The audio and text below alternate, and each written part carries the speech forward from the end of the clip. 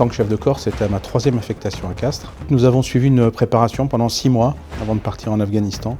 6 mois très intenses, 6 mois où on a été très absents. Et donc on a été, tout au moins tous ceux qui devaient partir, beaucoup ensemble pendant ces 6 mois. Donc je peux dire que quand on est parti en Afghanistan, sur les 2 compagnies de combat et la CCL du régiment qui étaient présentes avec moi, je connaissais beaucoup d'entre eux. Je pense qu'en Afghanistan, tous les jours, on avait cette notion d'engagement qui était très présente. C'était peut-être ma dernière chance de vivre une vraie mission avant de finir l'armée. J'avais un peu peur, mais j'avais plus soif que peur. Le moment qui m'a le plus marqué, c'est le moment où j'ai été désigné par un de mes camarades pour rapporter ses derniers mots à son épouse. Il venait de s'en prendre une, donc c'est moi qui suis parti le chercher sous le feu, qui l'ai mis à l'abri, qui ai commencé à lui faire les soins. J'ai vu que la blessure, en fait, elle était mortelle, sauf si on arrivait à le dégager dans les 5 minutes qui suivent. Et lui, il a senti aussi.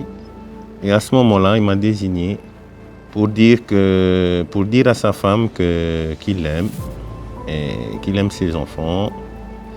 Et là, il n'y avait plus de guerre. Quand il m'a dit ça, il n'y avait plus de guerre autour. Hein. Il était là, il me donnait il n'a pas dit grand-chose. Et c'est le pire truc que j'ai fait de toute ma vie, c'est rapporter les paroles à son épouse. J'ai failli même ne pas le faire, parce que c'est très dur.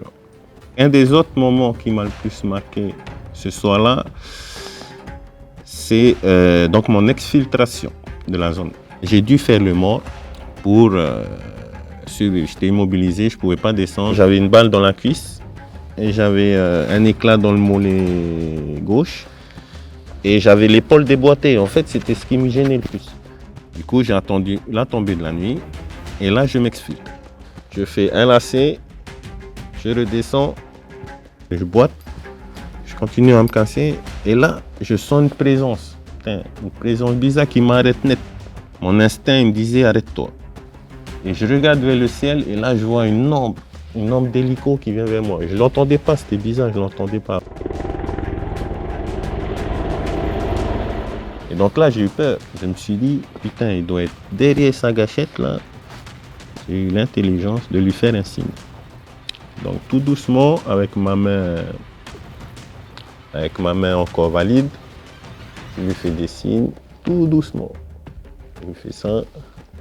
Et là, je le vois faire un quart de tour à gauche.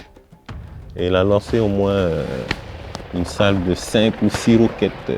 Et je les entendais couiner les cousins à côté. Et là, j'ai crié. Parce que toute la nuit, je suis descendu, le silence. Même quand tu te cognais, tu ne pouvais pas crier. Et là, j'en ai profité pour lâcher tout le stress que j'avais en moi. Et j'ai tracé vers le village. Et c'est grâce à cet hélico que je suis là.